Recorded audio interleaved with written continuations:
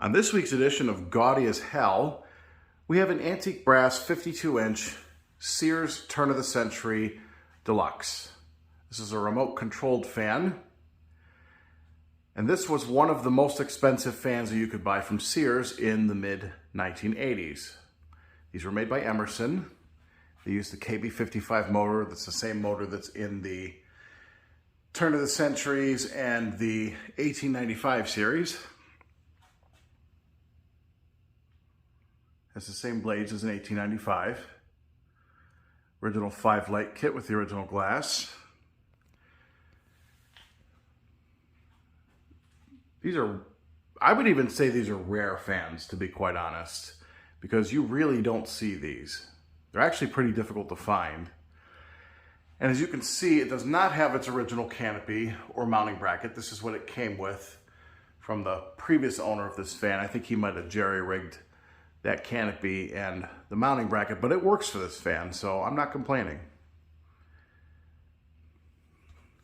Go ahead and turn the light on so you can see that working. Now this fan is different from the other 1895 turn of the century variants that it, number one, has the ornate motor that's exclusive to this model. Number two, as you can see, it has a on-off switch instead of a pull chain. Reason being for that is, like I said, this fan originally used a remote control. However, in most cases when you find these fans, the remote is missing. This one is no exception.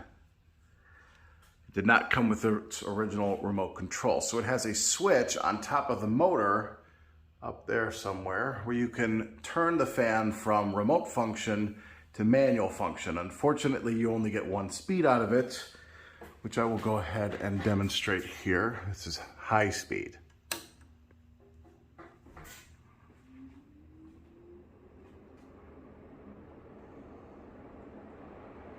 And the wobble on this fan is really not that bad. It's just exaggerated by the light kit. Extremely powerful fan. Very good air mover.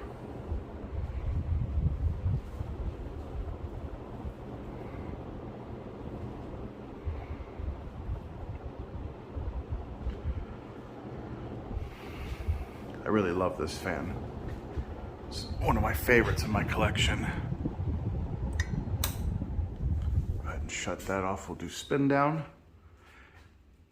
So, for the purposes of testing, so you can see different speeds on it, I'm going to use a 3-speed control box in order to control the speeds on this fan. However, I'm going to have to turn the light off as it will mess with the light kit the way that I have it rigged up.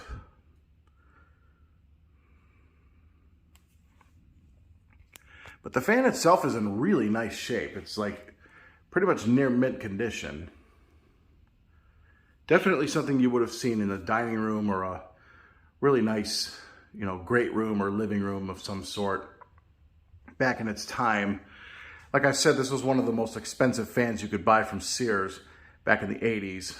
So you really won't find too many of these out there. The first time I ever saw one of these, I actually didn't even know they existed. Saw them in a few other collectors' videos on YouTube. And then when I saw this one up for sale, I had to have it. I said, remote or not, I still want it. You can control it with a wall control. However, you have to run a separate wire for the light kit, which I will do if I ever install this somewhere, so that you can have separate light and fan switches on the wall. So I'm going to go ahead and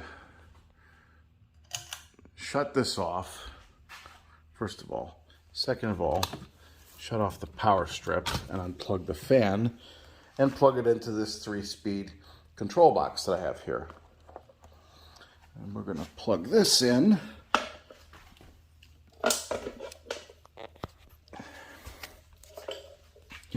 Into the power strip.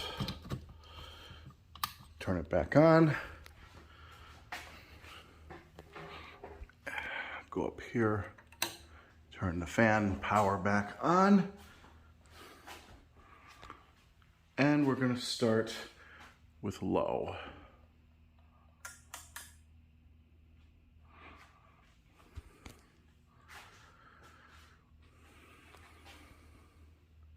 And just so you know, I'm testing this for anybody who's interested on a Lutron 3-speed wall control. Just your standard 3-speed click knob. I still have yet to build a 4-speed control box. I don't have any spare 4-speed controls at the moment. All of mine are in use in the house. But I'll get another one and I'll build a 4-speed control box. Seems to move pretty nice on this low speed. Pretty good low speed, actually. You can definitely feel some air movement coming off of it. So we'll go ahead and turn it up. Medium.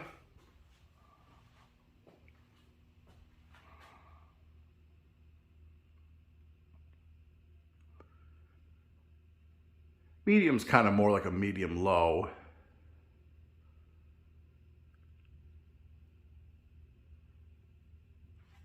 You could definitely feel air movement coming off of this. It's actually a pretty strong amount of air for a medium.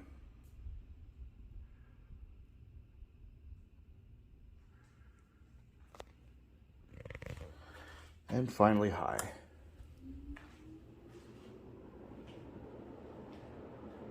You can hear a bit of a startup sound on high, which I thought was kind of cool.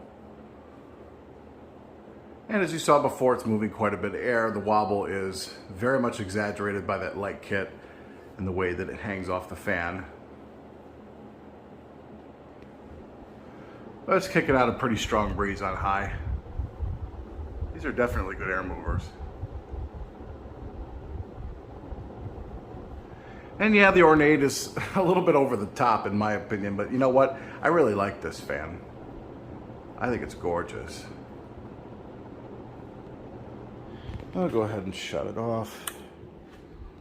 And we'll do spin down once again.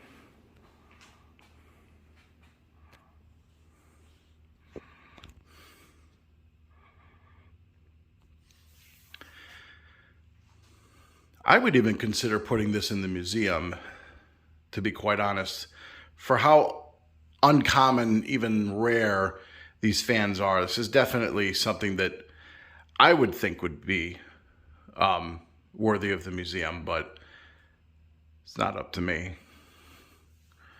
But I would put it on the, I'd put it on the list of things that I would put in the museum. So I might talk to some people about that. See what they think.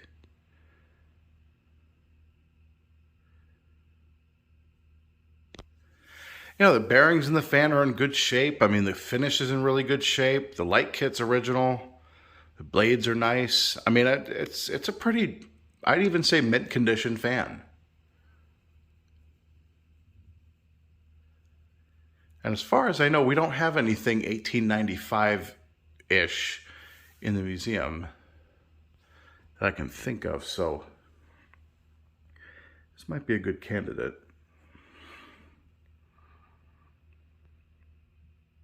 But anyway, there you have it. That's a 52-inch Sears turn of the century deluxe remote. Hope you guys enjoyed. Keep watching. More videos to come.